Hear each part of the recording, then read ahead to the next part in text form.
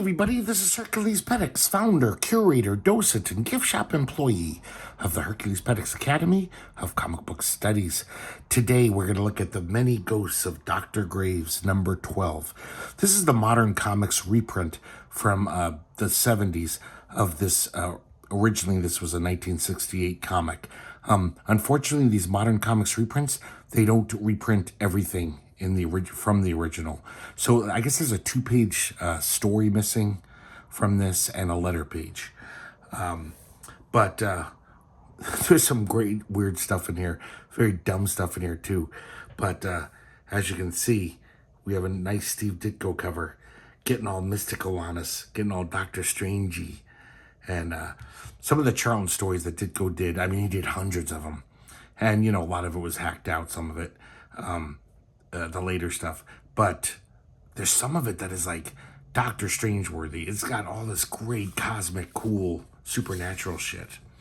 So we have a little kind of contents page, which shows little coming attractions of the stories we're about to see. And here's our host, Dr. Graves. I guess he's supposed to be kind of a hipster. He's like, check these cool tales of ghosts in action, he says. I think he lives in Greenwich Village too, like Doctor Strange. There's some nice Ditko art, because it's 68, you know? So here's the prologue. And it starts very interesting. This is the first caption. 2 days from now, while Dr. Graves is at his study, he will suddenly sense that an evil entity is approaching Earth. And he has this premonition. He says, oh, all of a sudden, I sense this evil presence coming to conquer Earth. And I must get the proper incantations and basically free my astral self. As it travels to meet this evil being, it grows in both size and strength. When he gets there, he realizes he's not quite big enough. So he wills himself to get even bigger. And it says that this creature, this huge specter, is composed entirely of evil. Like evil's a substance, I guess. And he basically says, get back, Earth is not yours. And this guy's like, oh, a being as big as I am, I've waited for this challenge. So this cosmic battle begins where the evil being keeps attacking Dr. Graves. Dr. Graves keeps warding off every attack. Look at this great panel. I love this kind of Ditko shit. That is so great.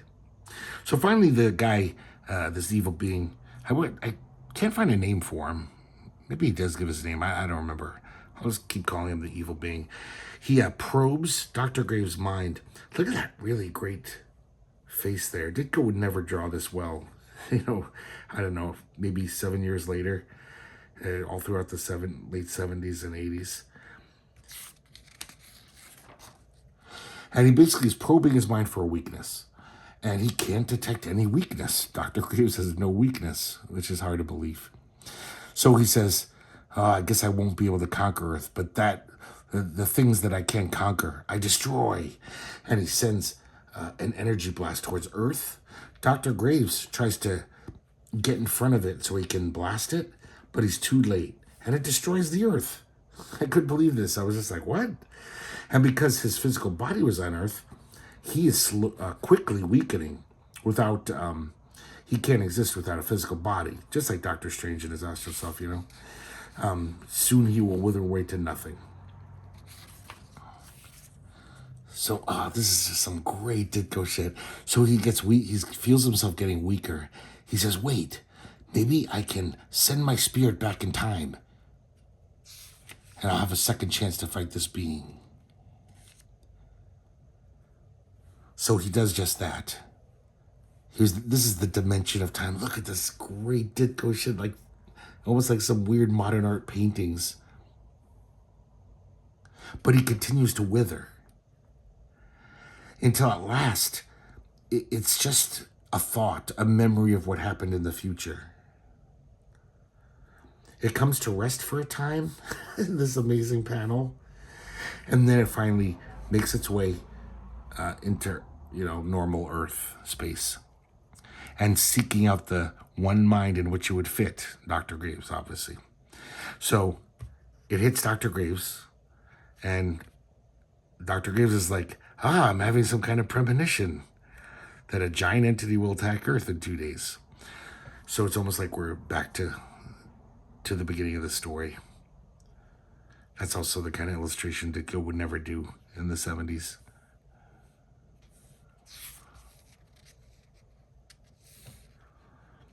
So he comes up with this crazy plan. He says, wait a second, I'll give myself a weakness. Then perhaps the evil being would attack me instead of the Earth. So he goes back to his study and tries to figure this out, how he's going to do it. So he says that he's heard that somewhere in the land of endless voids, there exists power-sapping beings. So he figures these guys will make him a little weaker. He opens up this portal into the land of endless void. And I love this, how he's coming through the portal and everything's just white. And we have a bunch of panels like this. Must have been easier to draw. Look how bad the printing is on these. The color registration is so fucking off. I mean, this is simple. It's just... then again, maybe they wanted him to have a ghost-like thing. But I really doubt they would do cover overlays on purpose. Those cost money. So I don't know. It does kind of give him a ghostly aura. This like blue kind of aura. So he just basically walks in one direction. And he can't find the beings. So he gives up hope of finding them. And he's running out of time. So I guess all of a sudden, though, he does think of a way out of this. Another way.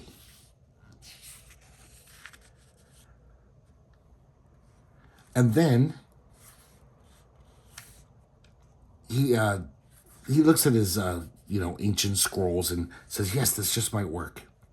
And then we start this whole story. Here's where it really starts over. He says, a mystical being is now passing through many astral planes. He's heading to Earth. I must act quickly. So that he does the same thing. He rises to meet him. The being attacks him. He wards off all of his attacks. Look at this great, awesome panel of mystical combat. So once again, the guy probes his mind for a weakness, and this time he finds it. Because basically, Dr. Graves realized, I kind of do have a weakness. I just have to think about it harder so he can find it, which doesn't really make sense.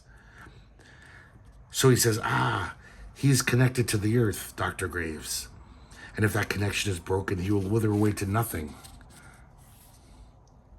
So he creates an energy shell around Earth to basically separate him from his corporeal form, so he will wither away to nothing.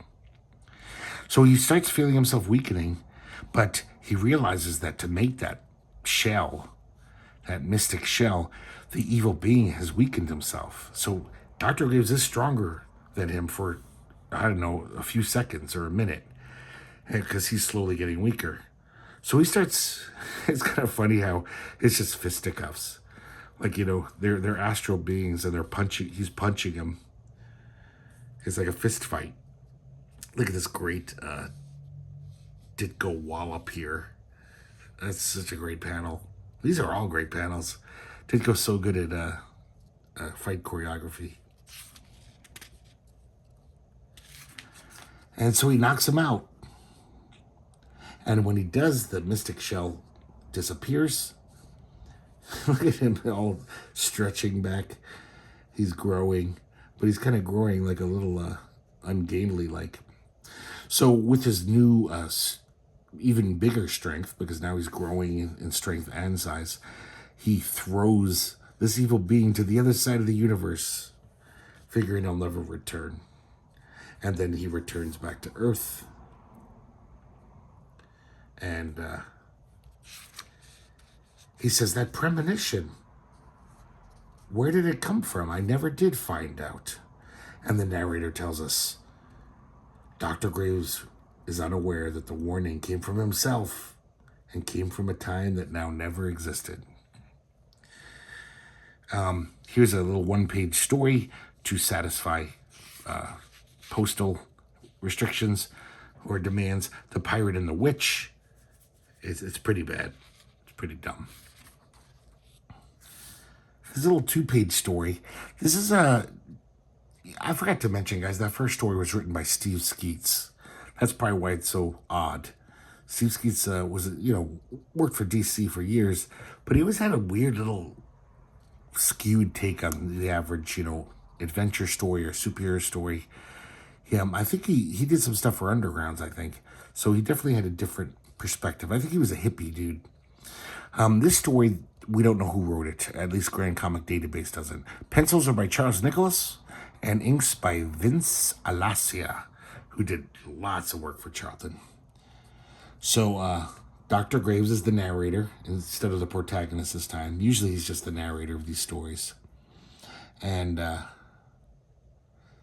guess it's about this woman, Mary Franklin. She always loved cats.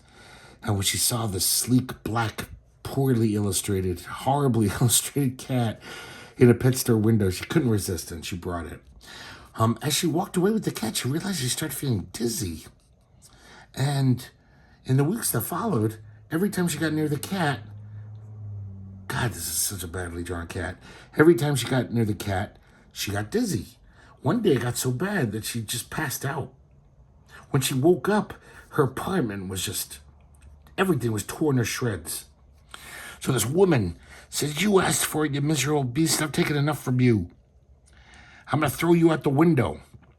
But then suddenly Mary stopped speaking, and her features froze into an expression of evil. And all of a sudden, she's not feeling nauseous. So the story is so dumb. So we need Dr. Graves to explain everything that we just saw. You see, this cat was a descendant of a witch's cat. It was trying to transform Mary into a witch. So once Mary became truly angry, once she let the evil possess her, the cat simply saw to it that this evil would remain in control forever. And then at the end, she says, "Come, my sleek and poorly illustrated one. There are plans we must make." And that's it. This is just the definition of a filler story. This is such shit.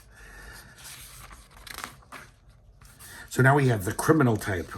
Once again, written by Steve Skeets, art by a young Don Perlin.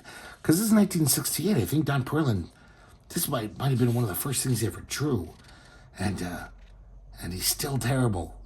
I was hoping maybe when he was young, he put a little more work into his comics, but oh man, Don Perlin is just, he's the pits. It's really bad. So this one's called The Criminal Type. Dr. Graves once again is narrating. He overlooks, he sees this young thug, and let me see his name here. Maybe we'll find out soon enough. His name's Dirk Durwood. So he grabs a purse from a lady. She screams for the police. He ducks into this window. Dirk ducks into this basement level window and loses the cop. God, some of these faces are just so bad. This is just like nephew art of the lowest caliber. And when he gets there, he crosses through this window. All of a sudden, he's in this laboratory. And he sees these weird, kind of hippie... Well, one's a scientist. The other one's his daughter. And this is his goon, I guess. But it's weird how they're kind of like beatniky and hippie. It's not the typical mad scientist, fashion. This part of the art, there's some panels I like in this. I think Don Perlin is a pretty decent storyteller. At least in that classic sense of, panel sizes and telling the story, varying the panels, the angles. But he just can't draw. He can't draw well. This isn't the worst art, I know. This is better than that Charles Nicholas story. I'd rather look at this art, but... So basically he says, "Hey, you want to make $100? We know that we heard the racket outside. We know. You don't have to lie to us. We know that you're on the run from the cops. But I want you to help me with an experiment." And we see this chair with a helmet and another one with a chicken. And I guess Dirk has seen enough, bad science fiction movies. He's like, no way, man. You're not going to put my brain in a chicken's body. I'm out of here. So that goon, his name's Lester, the mad scientist, says, Lester, stop him. And Lester clogs him on the head. So I guess the experiment won't work unless he's conscious. So they're like, lock him up for the meantime until he wakes up, and then we can do our experiment. He's locked in this closet, and then the daughter opens up the door and says, hey, I'm going to help you get out of here. And he's like, why? And she says, because I think I love you. She hasn't said one word to him. It's just stupid. And she even repeats it. But now, she's like, but now we have to get out of here. So the scientist and Lester have guns, and they're like, get out of the way. Get out of the way, Emily, or we'll shoot you too. And she says, okay, Dad. So she just lets this guy fend for himself. So he dives behind these barrels, and then he says, wait a second, I've got that purse. Maybe there's something in here I can use to defend myself. What? It's empty, completely empty. And then, see, I kind of like this little, this panel here. He tosses the purse aside, and then all of a sudden, these mists come out of nowhere. Oh, sorry about that. I hit the camera. I think that's good. And he says, all of a sudden, I feel strangely weak. It's getting worse. What's happening to me? And when the bad guys, well, Emily, I guess, is not as bad. When they go behind the barrels, there's just a pile of ash and the empty purse.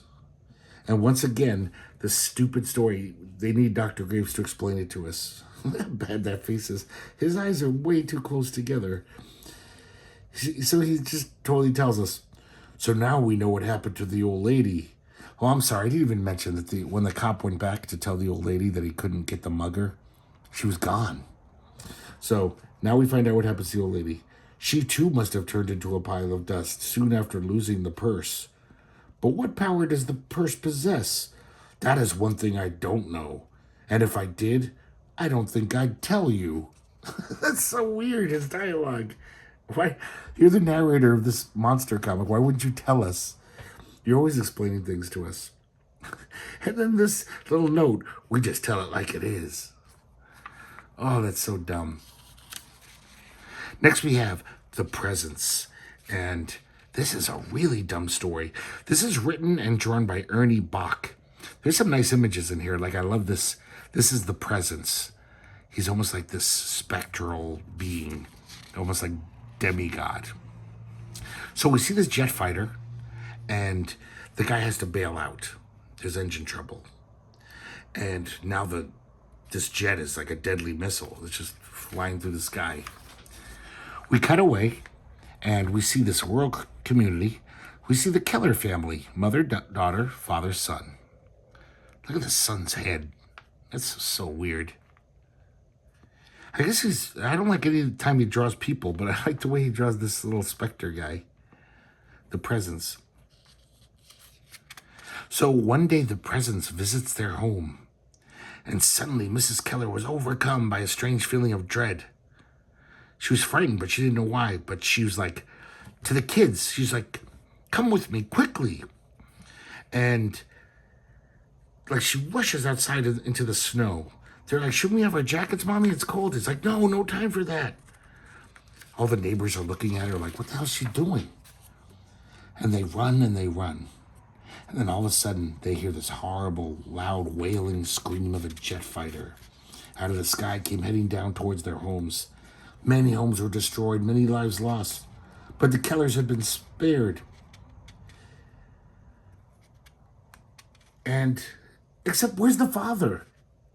I mean, I assume he's at work, but they didn't even mention, like, she's like, oh, we'll get in touch with your father.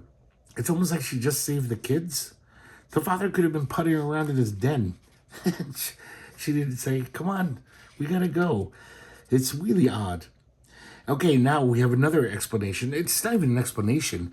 It's, I guess, something to give the story a bit of irony or something. So The presence is the narrator of this tale. So he says, and why did I single out these three? Why did I save their lives? Young Bruce is the answer. Someday he will make a contribution to the world. A contribution that the world cannot do without. You will read all about it. Then you will understand. That's so vague. It's just like, he's going to do something pretty good. Like, what, win the World Series? I don't know. It's just ridiculous. So dumb. Yeah, Charlton was, they had no really editorial oversight. They just filled pages. They didn't give a shit what was in them. And that's why some of the art's really bad. But also the stories. They didn't even have like an editor reading the stories. They just said, this looks like a comic page. 4 pages. It looks kind of scary. So it's got some action. We'll print it. So that's it for The Many Ghosts of Dr. Graves, number 12. Hope you guys like looking at this. God, that Ditko story, there's so much great panels in there. Like, there's some beautiful, typical, great Ditko mystical, supernatural shit going on.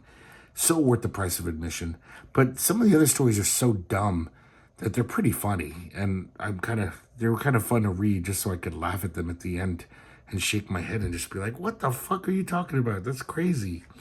So, like when you watch a really bad movie, it's kind of fun to make fun of it and stuff. But this first story, it's an odd little story. Doesn't really make much sense when you actually look at it closely. But man, that Ditko art, that's some sweet shit. So, hope you guys like looking at this tonight. And I hope to see you next time here at the Herculespetix Academy of Comic Book Studies.